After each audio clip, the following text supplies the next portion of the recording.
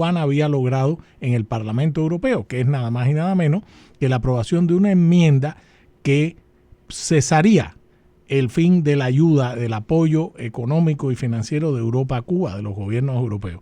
Coño, aquí está la otra pieza de esa herramienta, es como internacionalmente la comunidad internacional se puede sumar a los esfuerzos de Estados Unidos para presionar por el cambio en Cuba. Que déjame decirte, te tengo una buena pregunta. ¿Vale? Al Estado cubano, en una Cuba futura, que ojalá sea una Cuba libre, le toca pagar esa deuda. Yo creo que es parte, le pero toca mira, pagar esa deuda. Ahora, bien. Yo creo que en el esfuerzo de que ese país eche a andar, vamos a ver condonaciones de deuda o créditos más blandos o plazos más largos para pagar o la ayuda, ahora sí, no desinteresada, porque el dinero no tiene nada de desinteresado. El dinero es lo más interesado que hay en el mundo. Yo creo que el Fondo Monetario Internacional, el Banco Mundial, yo creo que esa gente, en pos de la reconstrucción de Cuba, le aflojen la mano a ese país. Bueno, la otra parte es que un futuro gobierno cubano democrático puede decir, bueno, ustedes hicieron tratos con un delincuente. También, pero después te cierras camino financiero. Es decir, Cuba, más que le entre dinero, que te doy 7 pesos. Ustedes le dieron dinero a un mafioso. A un gobierno ilegítimo que no representaba a este país. Y yo no reconozco esa deuda. Y yo no reconozco que eso es lo que yo le diría a la gente de Meliá y a todos. Ahí sí. A toda esa gente le diría, a ustedes y a los se beneficiaron, explotaron al trabajador cubano. Entonces, ustedes, el hotelito que pusieron lo vas a perder, no nacionalizar, no intervenir. No, el hotelito ese que pusiste o el hotelón lo vas a perder y se va a poner a subasta para... Y te pago lo que te toque. No pago nada. Yo no le pagaría nada a los Meliá ni nada de eso. Espérame, Andrés. Vaya, en el caso de un proceso de expropiación, hay uno de los temas, ayer lo estaba hablando con el embajador Otto Ray, que le sabe un mundo a esto. Uno de los caminos, y Marcel Felipe un mundo de esto, y Nicky Gutiérrez, tú sabes que debemos traer a Nicky Gutiérrez también. Mira, uno de los temas importantes para la reconstrucción de Cuba, además del lado político, eso es el tema cómo va a entrar el dinero. La mejor manera que entre el dinero es que los países le den crédito a las empresas de sus países para que inviertan en Cuba y ahora está el asunto de las propiedades. Entonces, un Estado sí puede confiscar, sí puede expropiar. Lo que pasa es que en todo régimen jurídico de Estado... Se expropia aquí en Estados Unidos. Se expropia aquí por intereses nacionales, por lo que fuera. Lo que pasa es que te pago. El public domain, claro. Lo que pasa es que te pago. Claro, pero esto es un lugar de leyes donde la gente que hace trato lo hace sobre las leyes y lo que sea. Sí. Pero en Cuba vino un tipo, hizo un cuadre con Fidel. Son Meliá, lo acaba de decir. Pusieron 10 hoteles en Meliá, explotaron al trabajador cubano, sacaron su ganancia, le dieron a los delincuentes que estaban en el poder su parte. Bueno, ¿tú sabes qué, mi hermano? Perdiste el hotel. No, y ahí ha habido mucho lavado de dinero. Sin duda, perdiste el hotel, el hotel, vamos a ponerlo en subasta. Y si una cadena hotelera quiere comprarlo, si hay lo que sea. Pero, mira, lo que hay es que liberar la economía. Cuando se libere la economía, el dinero empieza a fluir y cuando haya un marco legal preciso para esa economía, que ese es el problema de Cuba, que ellos, hasta la misma gente que hacen negocios con ellos, los mismos delincuentes que hacen negocios con ellos le dan la mala, como al famoso guatón el Max Marambio. El matón chileno. Max, el 007 de Fidel, como una revista chilena lo bautizó, que no era tal 007. No era 07 eran dos hermanos. ¿Cómo era que se llamaban? Max y Carlos. Carlos Marambio. El 007 terminó siendo un 0 a la izquierda. Sí, pero es rico, está por allá por Nunca Chile. Mejor dicho, un 0 a la izquierda. Un 0 a la izquierda. Y bueno, el caso de Robert Vesco, que terminó misteriosamente muerto en Cuba, con aquella relación con el sobrino de Nixon y la TRX, creo que se llamaba aquella supuesta medicina o vacuna o no sé qué cosa. Era como una vacuna. Era como una vacuna milagrosa, del SIDA, etcétera. Pues Fidel Castro le dio la mala a todo el mundo. Entonces, en un proceso de reconstrucción, el tema de la inversión, y ¿sabe a quién tenemos que invitar también? A Rafael Romeu, tipos que han estudiado transiciones en el sentido de cómo debe ir el dinero, hacia dónde va en los principales sectores, ferrocarriles, transporte, telecomunicaciones. Entonces, en ese marco está el tema de las expropiaciones, porque además, tú en tu casa en La Habana Vieja, vamos a suponer que fue expropiada por el castrismo, y vino el Hotel Meliá y puso el Hotel Ambos Mundos, como se llamare, ahí en la esquina. Sí, mi hermano, pero tú quieres regresar a Cuba. ¿Quién te paga a ti? Jurídicamente, bajo un Estado de Derecho, claro. ¿Quién te paga a ti o a aquellos que fueron afectados? El nuevo Estado cubano y el gobierno de transición tiene que hacer una lista y decir, a ver, la lista es esta, demuéstrame tu reclamación. No, pero es que está Sol Meliá. Oye, mi hermano, de Sol Meliá, te tengo que expropiar, te voy a pagar tu parte, voy a dejar una parte para que el nuevo Estado cubano la invierta en el proceso de reconstrucción de este país y le voy a pagar a Andrés Reinaldo, cuya familia se metió 67 años fuera de Cuba, pasando trabajo al principio cuando llegó a los Estados Unidos y fue expropiado. Va a haber muchas cosas que hacer. Ese es un tema, el tema de la inversión, las expropiaciones, es decir, las garantías jurídicas, las garantías económicas, la libre empresa, todo eso está por hacerse en esa Cuba. Todo.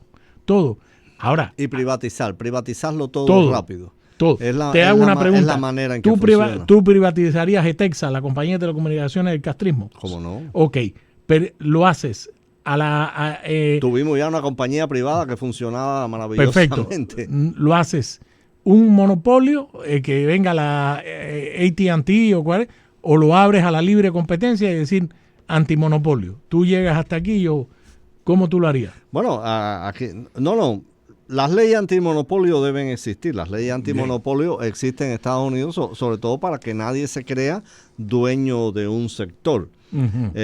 Y la ley antimonopolio, el principal enemigo de una ley antimonopolio, el principal enemigo del monopolio es que haya competencia. Que haya un marco que permita la libre competencia. Ya. Si aparece una compañía de electricidad, una FPL cubana. Aparece una FPL cubana y se empieza a cobrar precios excesivos y aparece hay otro que quiere abrir otra FPL y tiene una oferta y eso, ¿por qué no la va a tener?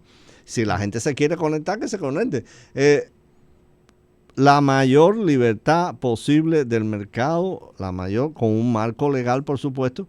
Pero leyes antimonopolio, sí, no puede ser que llegue alguien y dice, aquí el único que vende mariquita soy yo. No, aquí vende mariquita, el que haga mariquita más rica que el otro y el que se las compre. ¿El Estado debe tener medios de comunicación o no, según tu criterio? Ha tenido todo hasta ahora. Mira, el Estado puede tener,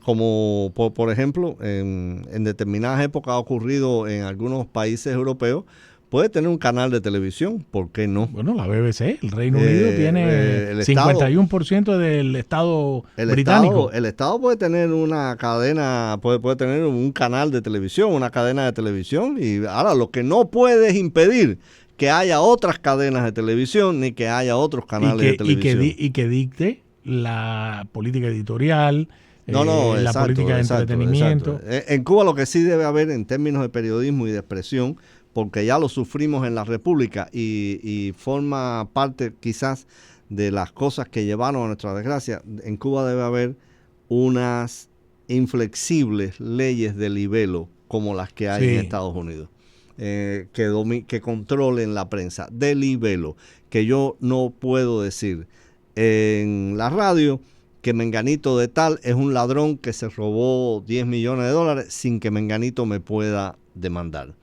Eso es fundamental. Pero privatizar. Además, va a haber giros económicos para los que no va a haber capital cubano, ni siquiera en el exilio. Entonces, privatizar y después ya veremos. Y después ya veremos. En Cuba, como dice Nápoles, hay va a ser un territorio abierto que si se innova con inteligencia e interés por el ciudadano cubano, va a ser muy interesante. Igual que hay una cosa que incluso han barajado en la época, no, Milei ahora mismo barajaba eso, lo barajó también Pinochet en una época. Si tú estás buscando un ministro de transporte con determinadas calificaciones y no lo hay en Cuba, ¿contratas a un ministro de transporte extranjero? Yo creo que sí, ¿por qué no? Un tipo que responda a las leyes de Cuba, que responda al mandato del presidente y que es un especialista en transporte mundial. Y que yo creo que todo eso, o sea, no hay que... El dueño de la cadena Fox y de los medios y Fox Entertainment, ¿de dónde es? Rupert Murdoch. Sí, no, pero australiano. Es una empresa privada. Ok, lo mismo aplicaría para una empresa, digámoslo así, del Estado, un ministerio. Es decir, hay que buscar a los tipos, por ejemplo, hay que buscar a los expertos en transición. ¿Quién puede, reconstruir el sistema de transporte y ferroviario en Cuba? ¿Tú te imaginas que en Cuba haya un tren, un verdadero tren, que vaya de Pinar del Río, de la punta del Cabo de San Antonio a la punta de Maicí? Había buenos trenes. Pero ahora, en este desarrollo y una red vial que pueda reconstruir las carreteras. Cuba tenía una de las mejores redes. Oye, desde la Vía Blanca para acá. Desde la Vía Blanca para acá. ¿Qué carretera grande se ha hecho en Cuba? La 8 vías y llegó una mata, un pedacito. Esa gente no ha hecho nada. Esa gente en 67 años. Esa gente por no hacer no se han hecho ni una casa bonita para ellos. No, ¿en serio? Pero se han apropiado de casas, Andrés. No, pero que se han construido. O sea, por construir, levantar, crear algo. No, crear nada. Nada, no. Vaya, no se han creado ni siquiera una mansión bonita. Todo... Por acá me dicen, ¿qué creen de una economía cubana dolarizada? Hombre, no, yo creo que sí. Lo que pasa es que... Yo estoy 100% por eso. Yo sé que vamos a tener que ir a la pausa en breve, Lianita, pero mira... Tema de la economía. No, todavía les quedan unos minutos. Y yo tengo que agacharme a tomar agua. Pero mira, el tema de la economía dolarizada. El problema es que el castrismo ha llevado a un punto de pobreza tal que los resortes para una economía dolarizada va a dejar muy mal parado a mucha gente en Cuba. Y tú lo que necesitas es reactivar la economía dada la crisis demográfica, es decir, la mano productiva de verdad, entre 25 y 50 años de Cuba. Oye, lo que ha salido en los últimos 2 años y medio de Cuba es prácticamente la base productiva de ese país. Bueno, aquí vamos. Entonces, lo dolariza y... Aquí vamos. O sea, tú no puedes aplicar, perdóname Andrés un momentico, no puede ser que la población cubana vuelva a ser castigada y no tenga acceso a las primeras necesidades de comida, medicina. Entonces, el Estado cubano, según mi opinión, yo no sé qué piensa Andrés, según mi opinión, ese primer gobierno de transición se va a tener que seguir haciendo cargo de muchas cosas que le faltan a ese pueblo, a esa población. Por ejemplo, tú no puedes privatizar de la noche a la mañana la salud pública. ¿Por qué razón? Porque ese país se está muriendo. Bueno, se está muriendo. Pero es que en Cuba había un modelo de salud pública donde había... Hace 67 años. Donde Andrés. había salud pública, valga la redundancia, y había salud pública privada sumamente accesible. En mi familia éramos socios de una clínica que se llamaba F25. La que estaba en Montserrat. No, en el Vedado. Nadie, F25. Nadie dejó de ir a esa clínica. Entonces, son modelos que se pueden. La otra cosa es, hay que traer inmigración. Hay que si tú eres un tailandés que tiene miedo que te van a caer los chinos arriba y quieres venir y poner tu timbiriche en Cuba, ciudadanía para ti, para todos los chinos que traigas contigo. Sin duda. Si tú eres un sudafricano que tu negocio de fruta se está yendo abajo porque no te dan los créditos necesarios, porque tú no estás de acuerdo con el gobierno actual, en Cuba una puerta abierta. Eso es, se cae de la mata. Así es. Pero lo que te vuelvo a decir, el tema de la dolarización, por supuesto que para tú reactivar la economía, la pequeña empresa, etcétera, el camino de dolarización, sobre todo si Estados Unidos... Ya existe, ya está el país está dolarizado en lo fundamental. Andrés, si no fuera por ti, tu mamá no tendría ni $1 en el bolsillo cada mes. Entonces... No, ni Raúl tampoco. No, Raúl Castro es el dueño de Cuba. No, pues te digo, por las remesas, estemos claros. Te la chupan, tú le mandas a tu mamá y a Raúl. Y a Raúl. O sea, uno le manda, cuando uno manda remesa a Cuba y yo mando remesa, le estoy mandando a mi familia y a Raúl. Y a Raúl en los términos que le convienen a Raúl. Claro. Vaya, porque entonces a lo que voy, y además en ese proceso la gente va a seguir ayudando aquí a sus familiares. Voy a terminar con la idea. Si tú haces golpes de choque económico, tampoco reactiva la economía. Entonces, ese gobierno de transición, por eso la ayuda internacional, la inversión pública y privada que venga del extranjero, el primer paso, y ahí sí Marco Rubio lo tiene claro en el caso de Venezuela, es la estabilización económica, para que el país pueda recuperarse, pueda abrir. La situación de Cuba no es ni lejanamente la de Venezuela. Entonces, tú no puedes hacer golpes de choque así económicamente. Entonces, dolarizar la economía en primer y pata. Primero, el peso cubano vale nada, no tiene valor ninguno, ni adquisitivo en el sentido de que cambia X número de pesos cubanos, 450 pesos cubanos por $1, supongamos. Ni eso tiene valor, no tiene poder adquisitivo.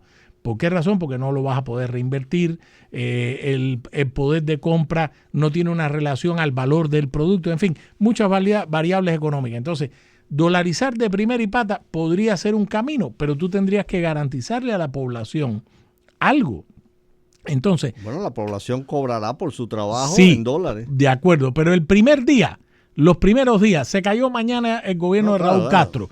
Entonces, esos primeros días, tan importante es la caída, el colapso de ese régimen o la negociación que se llegue, como al primer día. El primer día no me refiero naturalmente las primeras 24 horas, me refiero a ese proceso en el que Cuba va a necesitar mucha asistencia humanitaria, comida, medicina, agua. ¿Quién va a llevar quién echa a andar las plantas de electricidad de Cuba?